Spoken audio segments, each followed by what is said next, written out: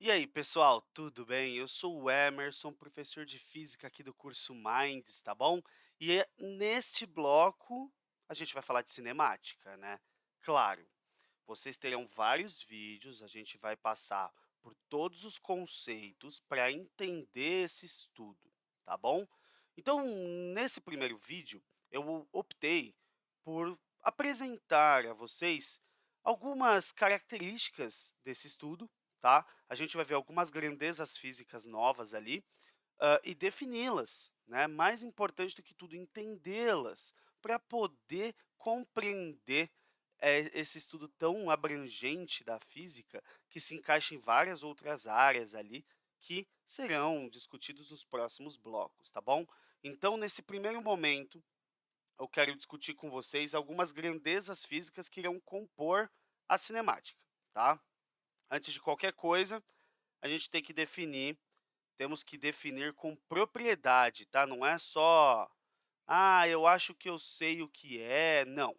Definir com propriedade uma palavrinha que vai ser muito, mas muito utilizada por nós, que é o tal referencial.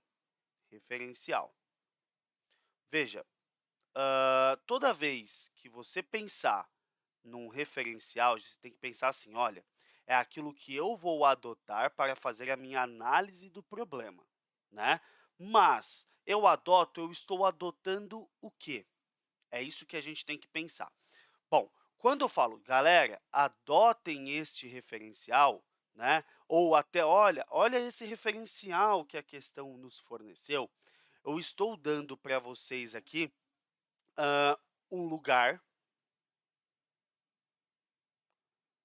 ou até um corpo, tá. O que mais pode ser um referencial, né? Um lugar, um corpo. Deixa eu mudar aqui, eu vou fazer assim, ó. Lugar, corpo ou até um sistema de coordenadas, tá? Um sistema de coordenadas. Um sistema de coordenadas, né? O lugar, o corpo ou, no caso, o nosso sistema de coordenadas, ele irá definir o quê? Definirá se o corpo está em movimento ou não. Então, define se o corpo está em movimento ou não. Tudo bem? Bom, isso daqui vai ser o que nós adotaremos para resolver nossas situações, nossos problemas, tá? Nesse primeiro caso, a gente vai trabalhar com referenciais que estão em repouso, chamados referenciais inerciais, ok? E fiquem tranquilos, já já a gente vai entender um pouco melhor isso daqui, beleza? Então, vamos sempre pensar, devo adotar um referencial, ok?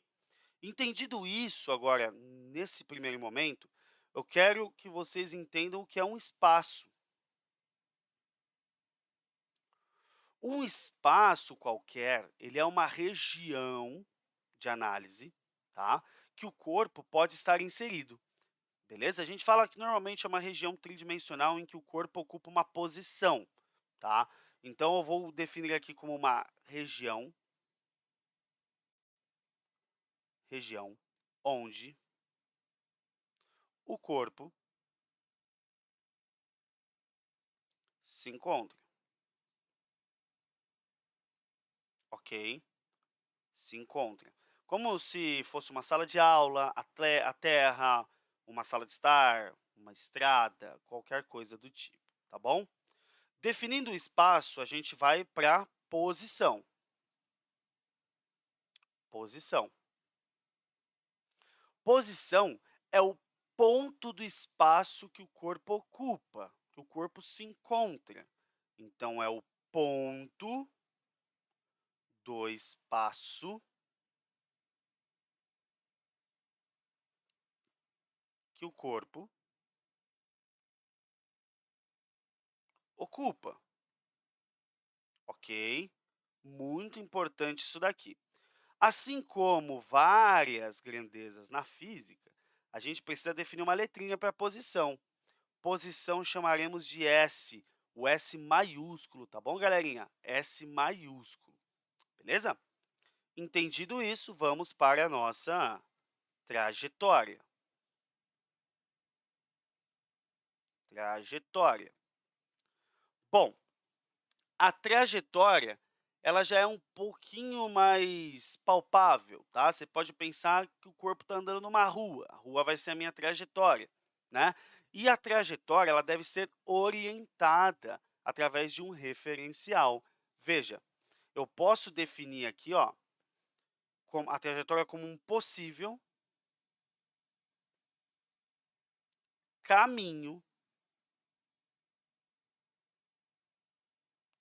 que o corpo irá percorrer. Então, o corpo vai se movimentar ao longo dessa trajetória. A gente coloca ela da seguinte forma, ó, tá vendo? A linha horizontal é a trajetória. O indicativo pela flecha mostra para a gente o quê? O referencial adotado, tudo bem?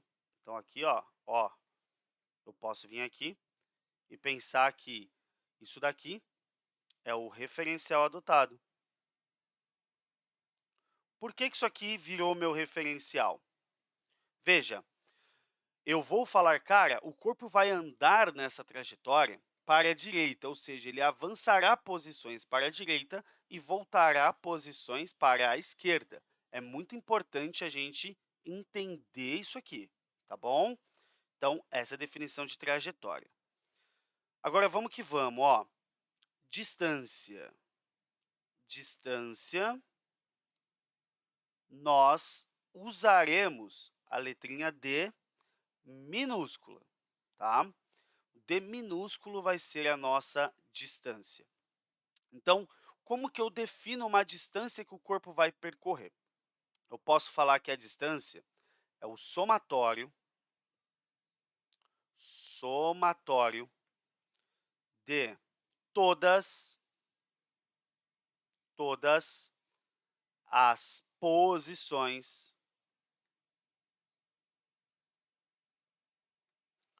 ocupadas pelo corpo ao longo de seu movimento. Pelo corpício ao longo do seu movimento, ok? Importantíssimo isso aqui. Então, independe do sentido do movimento, tá? Eu vou somar todas as posições que o corpo percorreu. Por exemplo, eu posso traçar uma possível trajetória orientada para a direita, tá? E aí eu vou colocar aqui, eu vou inserir no meu problema um corpo aqui, tá? Esse corpo, ele vai estar andando de lá até aqui, ó, certo? Ele andou. O andar desse corpo, vou referenciar aqui em metros, ok?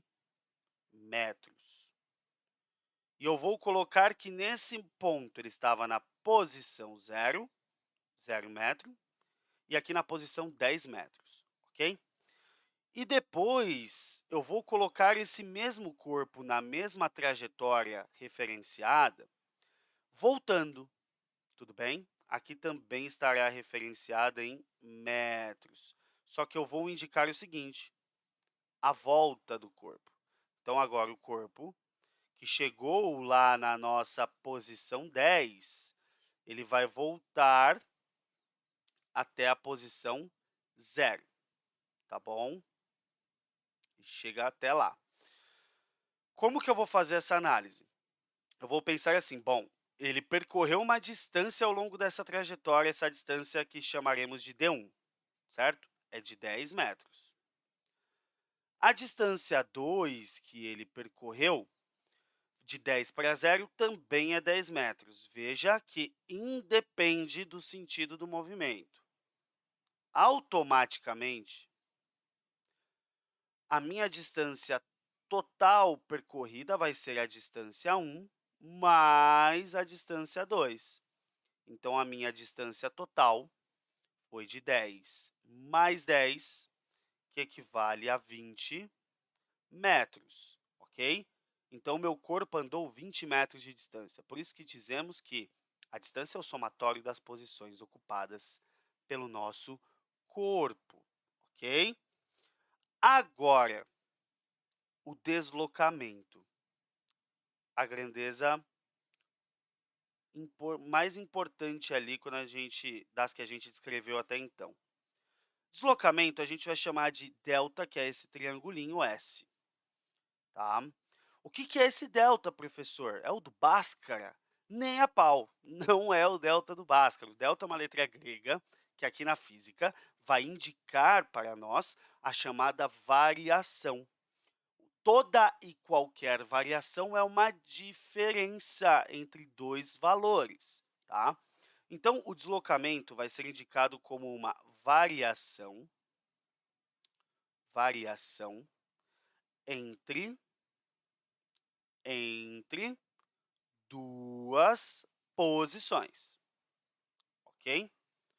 Então, quando nós fazemos o ΔS, estamos variando posições, certo? Sendo assim, neste momento agora, eu vou fazer o seguinte, eu vou pegar o mesmo exemplo que foi descrito aqui. Então, eu vou pegar esse mesmo desenho aqui para a gente, tá? E eu vou representar essa situação aqui embaixo. Então, tá aqui, ó. É a mesma situação. Ambos, de novo, em metros. Em metros. Bom, sendo assim agora, eu vou calcular o ΔS, certo? ΔS. Se eu for olhar a primeira situação, o meu ΔS será a diferença entre as posições, como sempre a posição final menos a posição inicial. Então, a posição final a gente vai chamar de S, e toda vez que eu tratar com início, você vai colocar aqui um zerinho do lado, ó, posição inicial, ok? Então, meu ΔS aqui, no caso, vai ser quanto? Posição final na primeira situação, 10. Posição inicial, 0. Quanto que eu obtive de deslocamento na primeira situação? Bom, 10 metros, professor, tranquilidade, ok? Agora, na segunda situação, vai ser a posição final menos a inicial, novamente. Vem comigo? Final, final da segunda situação. Eu cheguei no zero, então 0 menos 10. E aí, a minha posição final será, o meu ΔS será menos 10 metros. Aí você fala, professor, puta merda, pode ter deslocamento negativo? Pode. O menos aqui, o menos, ele é um indicativo. Ele é um indicativo do quê? De um movimento contra o referencial. Estou voltando posições. Volta posições na trajetória, esse corpo aqui, tá? O menos, ele só indica esse conceito, tudo bem? Então, professor, se tem um deslocamento positivo e um negativo, eu tenho que dar nome a eles, né? Deve dar os nomes. Se o seu ΔS for positivo, você progrediu posições, o seu movimento é progressivo. Progressivo, certo? Se você está voltando posições, seu ΔS é negativo, você retrocedeu, o movimento é retrógrado. Muito importante essa classificação dos movimentos, tá legal? Então, nesse primeiro momento, nessa primeira aula, chegamos ao fim em que eu exemplifiquei, explanei algumas ideias aqui acerca de algumas grandezas físicas importantíssimas para o nosso estudo, para o estudo da cinemática, esse estudo dos movimentos, tá bom? Então, nas próximas aulas, estarei falando sobre algumas outras coisas, como, por exemplo, tempo, as unidades de medida e suas conversões, movimento uniforme, uniformemente variado, por aí vai, tá bom? Não percam os próximos vídeos, tá? Até logo!